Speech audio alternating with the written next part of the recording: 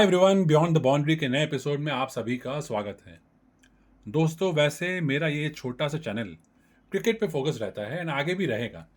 पर आज मैं थोड़ा सा अलग हटकर दूसरे एक स्पोर्ट के बारे में बात करना चाहता था। एक्चुअली दूसरे एक स्पोर्ट्स पर्सन के बारे में बात करना चाहता था, क्योंकि इट्स इम्पॉर्टेंट। आप सभी को पता होगा कि पेरिस ओलंपिक्स 2024 इस वीकेंड से शुरू होने वाली है एंड हमेशा की तरह भारत को कई टैलेंटेड एथलीट्स रिप्रेजेंट करने वाले हैं। पिछले कुछ ओलंपिक्स से हमारा प्रदर्शन काफ़ी इम्प्रूव हुआ है। 2020 के टोक्यो ओलंपिक्स में भारत ने 7 मेडल्स जीते थे और इस बार ये आशा की जा रही है कि हम 10 मेडल्स का आंकड़ा भी पार करेंगे।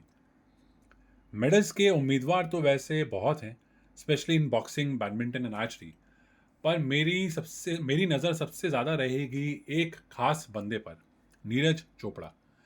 This man needs no introduction at all.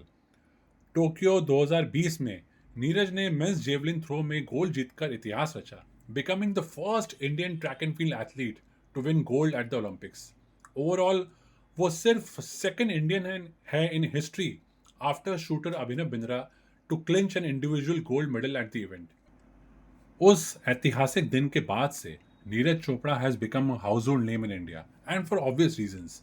ये कितनी कितनी बड़ी अचीवमेंट है, ये बताना बहुत मुश्किल है। मैं ओलंपिक्स 90 से देख रहा हूँ एंड मुझे ट्रैक एंड फील्ड इवेंट्स में हमेशा से सबसे ज़्यादा रुचि रहती थी।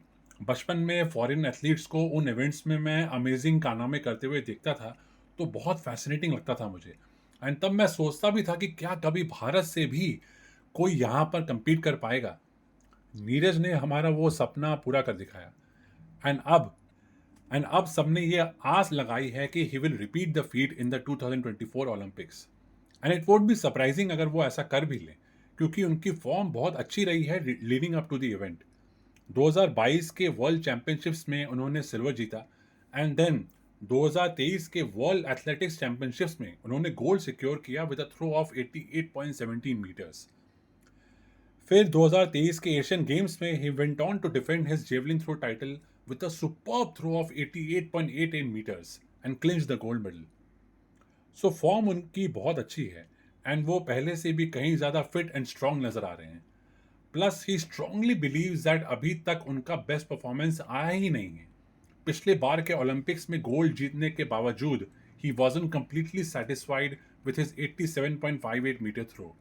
वो मानते हैं कि 90 मीटर्स को बहुत जल्द वो पार करेंगे एंड होपफुली इस बार ही वो ऐसा कर पाएंगे। So our hopes are high. पर हमें यह भी याद रखना पड़ेगा कि ऐसे ट्रैक एंड फील्ड इवेंट में गोल्ड जीतना इज इनक्रेडिबली टफ। इनफैक्ट कोई भी मेडल जीतना, specially in individual events, is an incredible achievement.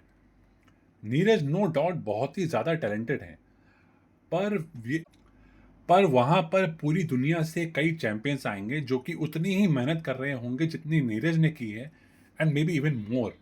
Also on the day बहुत सारी चीज़ों को क्लिक करना होता है, इंक्लूडिंग लक। तो I am keeping my fingers crossed. He is hoping कि Neeraj Chopra brings glory to the nation again at the biggest stage.